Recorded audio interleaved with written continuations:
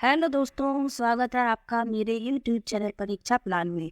तो चलिए आज की विज्ञान की प्रैक्टिस को शुरू करते हैं और आते हैं महत्वपूर्ण प्रश्नों पर। पहला प्रश्न है, स्तंभ 1 के रोगों को स्तंभ 2 में दिए गए उनके कारक जीवों से सुमेलित कीजिए, यानी मिलान करना है इसमें। तो चलिए मिलाते हैं। मलेरिया किससे फैलता है? प्रोटोजुआ से फैलता है। ए को मिलाएंगे चौथे से। चेचक फैलता है विषाणु से, ये सही सुमेलित है। बी को दूसरे से ही मिलाया जाएगा।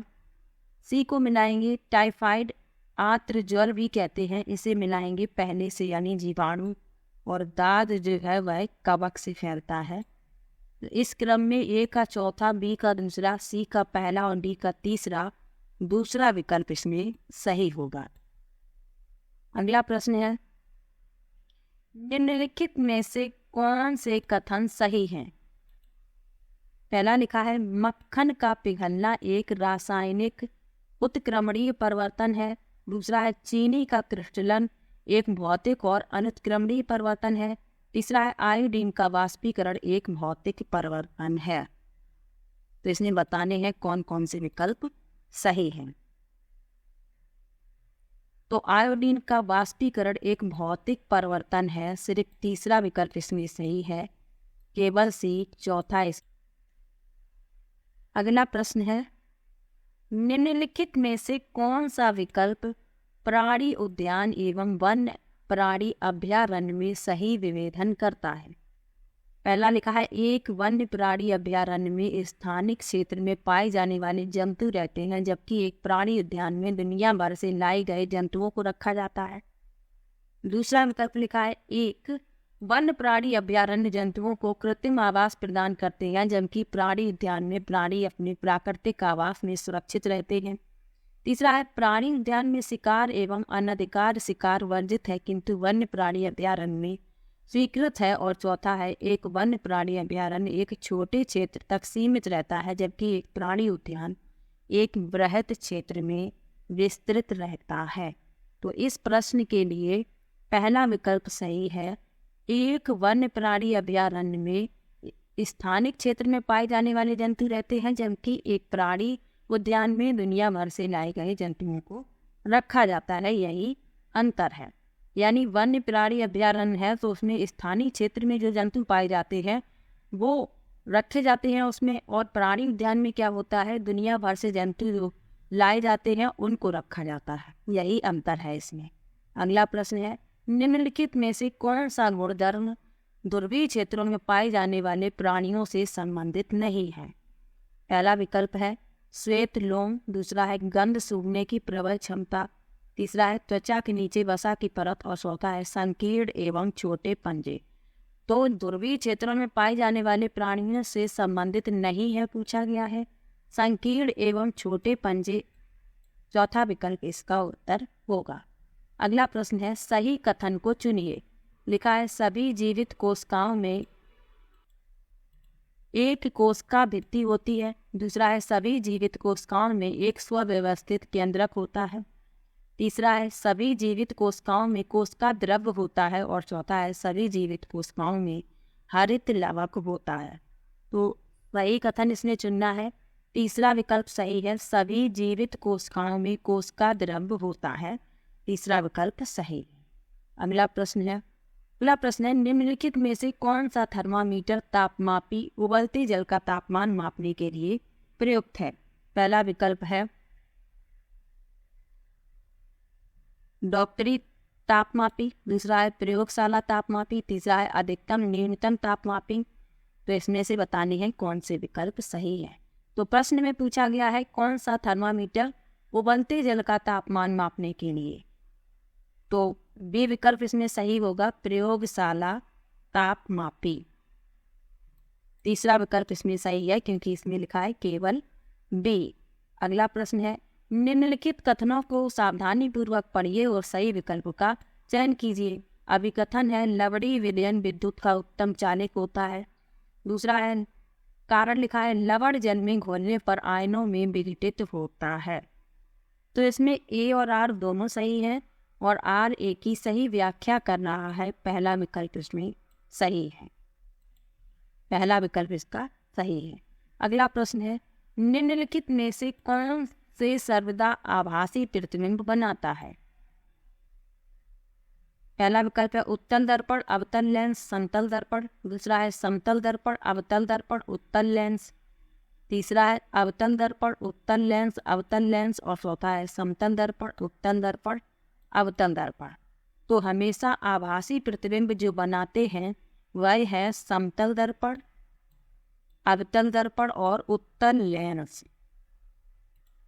अगला प्रश्न है, एक पात्र में लिए गए जल में 5 सेंटीमीटर गुणा 10 सेंटीमीटर की एल्यूमिनियम की एक छोटी छड़ डुबोने पर डूब जाती है। निम्नलिखित में से कौन सी क्रियाएं छड़ को तैरने में मदद कर सकती हैं? पहला है पात्र में और अधिक जल डाला जाए। दूसरा है छड़ को नाव की आकृति का पुनः आकार दिया जाए। तो ये इसमें 2 विकल्प हैं, बताने में कौन सा सही है। तो इसमें जो है बी इसका सही है, छड़ को नाव की आकृति का पुनः आकार दिया जाए। केवल बी दूसरा विकल्प इसमें सही है। अगला प्रश्न दिया गया है, स्तंभ 1 में दिए गए मिश्रण को स्तंभ 2 में दी गई प्रयुक्त पृथक्करण विधि से सुमेलित कीजिए। चलिए मिलाते हैं। लिखा है चाक, पाउडर और जल, इसको तीसरे से मिलाएंगे। छानना, निस्यंदन भी कहते हैं। कपूर और नमक, इसको ऊर्ध्वपातन। चीनी और जल, इसको पहले से मिलाएंगे क्रिस्टलीकरण। और वसा और क्रीम अपकेंद्रण। इस क्रम में तीसरा विकल्प सही है। अगला प्रश्न है, निम्नलिखित कथनों को ध्यानपूर्वक पढ़िए और सही विकल्प का चयन कीजिए। अभिकथन लिखा हुआ है, गैसें तीव्रता से अन्य गैसों में विसरित होती हैं। कारण लिखा है, गैसों में बृहद अंतर आणविक अंतराल होते हैं। अब इसने बताना है, तो इसमें अभिकथन भी सही है, कारण भी सही है और कारण अभिकथन की सही व्याख्या कर रहा है। पहला विकल्प इसमें सही है। अगला प्रश्न है, निम्नलिखित में से सही कथन की पहचान कीजिए। लिखा है क्षार स्वाद में खट्टे होते हैं। दूसरा है क्षार फिनोप्थिलीन के साथ गुलाबी रंग देते हैं। तीसरा है क्षारों का पीएच मान 7 से निम्न है। और चौथा है क्षार नीले लिटमस को लाल कर देते हैं। तो इसमें जो सही है वह बताना है। 3 गलत है, 1 सही है। तो इसमें जो सही है वह है दूसरा, क्षार फिनोप्थिलीन के साथ गुलाबी रंग देते। अब ये क्यों गलत है, इनको भी जान लीजिए। क्षार जो होते हैं इनका स्वाद जो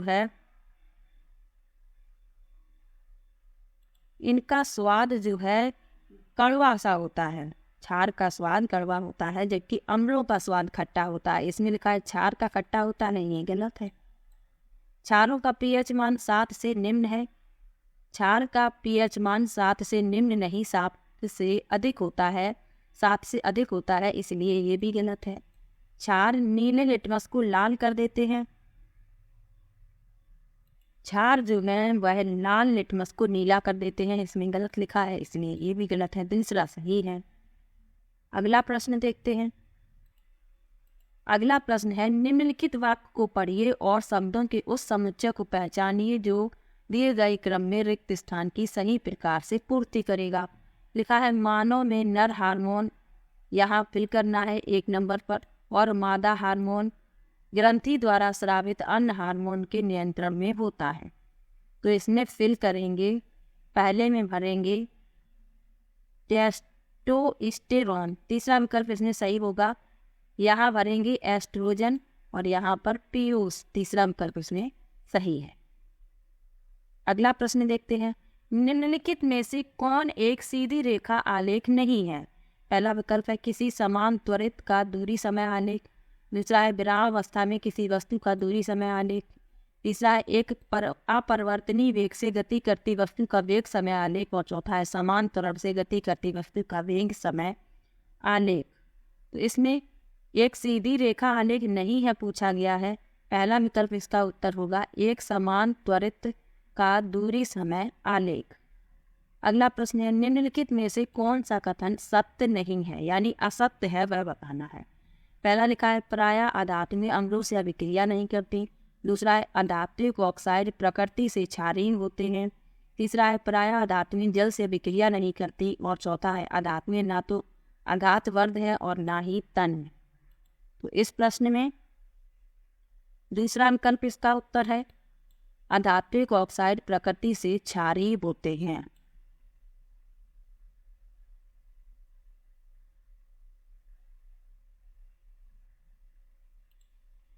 अगला प्रश्न है, निम्नलिखित में से किस शहर से उपरोक्त चार्ट संबंधित है। ये प्रश्न कल के वीडियो में भी था, कल की प्रैक्टिस में भी। तो इसमें जो है शिमला इसमें सही होगा, क्योंकि जब तापमान देखेंगे तो तापमान से पता चलेगा कि ये जो चार्ट दिया गया है ये शिमला शहर का है, क्योंकि वहाँ पर सर्दी ज़्यादा होती है। दूसरा विकल्प इसमें सही है। अगला प्रश्न है, उर्वरकों के संबंध में निम्नलिखित में से कौन सा कथन सही नहीं है। पहला है, ये अकार्बनिक लवण है। दूसरा है, ये पौधों के पोषकों से अति समृद्ध है। तीसरा है, ये मृदा को खाद प्रदान करते हैं। और चौथा है, ये कारखानों में बनाए जाते हैं। तो इसमें तीसरा विकल्प इसका उत्तर होगा, ये मृदा को खाद प्रदान करते हैं। अगला प्रश्न है, दिए गए मानव तंत्र के अंगों के नाम स्तंभ 2 में दिए गए उनके प्रकारों से सम्मिलित कीजिए। तो चलिए मिलान करते हैं, इसमें मिलान करना है। पहला है, इसको मिलाएंगे, स्टार्च का शर्करा में विघटन करते हैं। चौथे से, आमाशय पाचन रस को कार्य करने में सहायता के लिए अम्ल का स्राव करते हैं। पांचवें से मिलाएंगे इसको। सी को मिलाएंगे दूसरे से, यकृत पित्त का स्राव करते हैं जो वसा के पाचन में सहायक है। छोटी आंत इसको मिलाएंगे पहले से, अवशोषण के क्षेत्र में वृद्धि के लिए दीर्घ रोम होते हैं। और बृहत आंत इसको मिलाएंगे तीसरे से, अपचित भोजन से जल और कुछ लवण अवशोषित करते हैं। इस क्रम में दूसरा विकल्प सही होगा, ए का चौथा, बी का पांचवा, सी का दूसरा, डी का पहला और ई का तीसरा। अगला प्रश्न है, निम्नलिखित कथनों को ध्यानपूर्वक पढ़िए और सही विकल्प का चयन कीजिए। अब कथन है, सूती कपड़ों से संश्लेषित कपड़े जल्दी सूख जाते हैं। कारण दिया है, संश्लेषित कपड़ों में बड़े छिद्र होते हैं। तो इसमें जो है ए तो सही है, परंतु आर गलत है, यानी कारण गलत लिखा हुआ है। ए सत्य, आर असत्य, तीसरा विकल्प इसमें सही। अगला प्रश्न है, कक्षा 6 के एक शिक्षक ने प्रथम परमाणु की संरचना और तत्वों एवं यौगिकों के संप्रत्यय को समझाते हुए पदार्थों के गुणों का शिक्षण आरंभ किया। इस पाठ्यचर्या में निम्नलिखित में से किस वैधता का उल्लंघन हुआ। पहला विकल्प है ऐतिहासिक, दूसरा है नीतिपरक, तीसरा है संज्ञानात्मक और चौथा है वातावरणिक। तो इस प्रश्न के लिए तीसरा विकल्प सही है, संज्ञानात्मक। अगला प्रश्न है, इसमें भी मिलान करना है, तो चलिए मिला लेते हैं। अवलोकन करना यानी विभिन्न वस्तुओं के बीच समानताओं को पहचानना, इसको चौथे से मिलाएंगे। बी का पहला मिलाएंगे, परिकल्पना करना यानी अवलोकनों को कुछ नियमों या संप्रत्ययों में समझाने का प्रयास। सी को मिलाएंगे पांचवें से, अनुमान करना, प्रतिमानों का उपयोग कर अज्ञात स्थितियों का बहिर्वेश करना। डी को मिलाएंगे दूसरे से और ई को मिलाएंगे तीसरे से, एक ही बचा हुआ है। तो इस क्रम में दूसरा विकल्प सही है।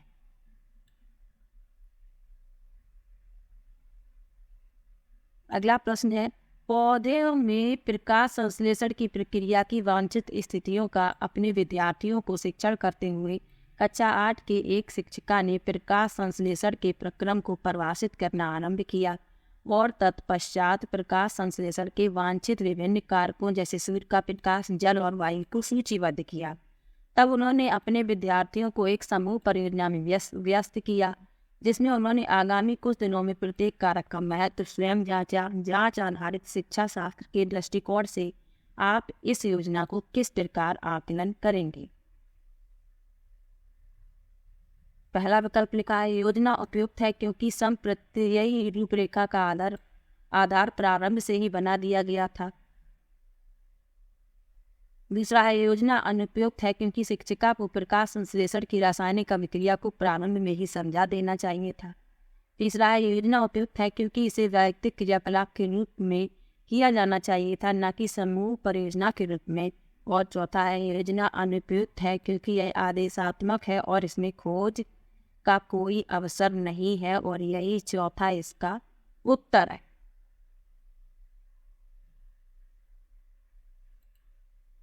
चौथा विकल्प इसमें सही है। अगला प्रश्न देखते हैं। लिखा है एक शिक्षिका चाहती थी कि उनके विद्यार्थी एक सरल दोलक के आवर्तकाल के लंबाई के प्रभाव की जांच करें। उन्होंने अपने विद्यार्थियों को ऐसा प्रयोग सेट अप करने का मार्गदर्शन दिया जिसमें सभी स्थितियों में रुचि के कारक को छोड़कर बाकी सभी कारकों को स्थिर रखा गया। इस उद्देश्य के लिए सेटअप किए गए प्रयोग के संदर्भ में निम्नलिखित में से कौन सा कथन सही होगा? पहला विकल्प है दोलक की लंबाई एक निर्भर प्रवृत्ति होगी। दूसरा है दोलक की लंबाई एक नियंत्रित प्रवृत्ति होगी। तीसरा है दोलक का आवर्तकाल एक निर्भर प्रवृत्ति होगा। और चौथा है दोलक का आवर्तकाल एक नियंत्रित प्रवृत्ति होगा। तो इस प्रश्न के लिए तीसरा विकल्प सही है, दोलक का आवर्तकाल एक निर्भर प्रवृत्ति होगा। अगला प्रश्न है निम्नलिखित कथनों में से अनुमिति को पहचानिए। पहला विकल्प है सभी जातियां वह संख्या जो जीवित रहकर वयस्क बनती हैं उससे कहीं अधिक संख्या में संतति उत्पन्न करती हैं। दूसरा है किसी जाति की जितनी संतति पर्यावरण पोषित ना कर सके उससे अधिक संतति का उत्पन्न होना उनके अस्तित्व के लिए उनमें संघर्ष पैदा करता है। तीसरा है किसी समष्टि के सदस्य अपने गुणधर्मों में व्यापक रूप से विविध होते हैं। और चौथा है समष्टियां मौसमी उतार चढ़ाव के अलावा साइज में स्थायी रहने की प्रवृत्ति रखती हैं। तो इस प्रश्न में दूसरा विकल्प सही है, किसी जाति का जितनी संतति पर्यावरण पोषित न कर से उससे अधिक संतति का उत्पन्न होना उनके अस्तित्व के लिए इनमें संघर्ष पैदा करता है। अगला प्रश्न है विज्ञान की किसी कक्षा में समूह क्रियाकलाप आयोजित करने का निम्नलिखित में से क्या उद्देश्य नहीं है? पहला विकल्प है एक समान लक्ष्य की प्राप्ति के लिए विद्यार्थियों को एक दूसरे के साथ कार्य करने के लिए प्रोत्साहित करना। दूसरा है विद्यार्थियों को एक दूसरे से प्रतिस्पर्धा के लिए प्रोत्साहित करना। तीसरा है विद्यार्थियों को एक दूसरे से सीखने के लिए प्रोत्साहित करना। और चौथा है विद्यार्थियों में एक सामूहिक उत्तरदायित्व की भावना का समावेश करना। तो उद्देश्य नहीं है पूछा गया है। दूसरा विकल्प सही होगा, विद्यार्थियों को एक दूसरे से प्रतिस्पर्धा करने के लिए प्रोत्साहित करना। अगला प्रश्न है विज्ञान में विद्यार्थियों की रुचि का आकलन निम्नलिखित में से क्या एक उपयुक्त सूचक है? पहला विकल्प है उपयुक्त उपकरणों यंत्रों एवं युक्तियों द्वारा भौतिक मात्राओं को मापना। दूसरा है समकालीन अनुसंधान विचारधारा के विषय में बोध प्रदर्शित करना। तीसरा है सूत्रों समीकरणों एवं नियमों को व्युत्पन्न करना। और चौथा है सही वैज्ञानिक परंपराओं एवं संकेतों का प्रयोग करना। इस प्रश्न के लिए दूसरा विकल्प सही है, समकालीन अनुसंधान विचारधारा के विषय में बोध प्रदर्शित करना। तो वीडियो कैसा लगा कमेंट बॉक्स में जरूर बताइएगा। किसी भी प्रश्न में डाउट हो तो कमेंट बॉक्स में जरूर लिखिएगा। मिलते हैं एक और नई वीडियो के साथ, तब तक के लिए बाय बाय।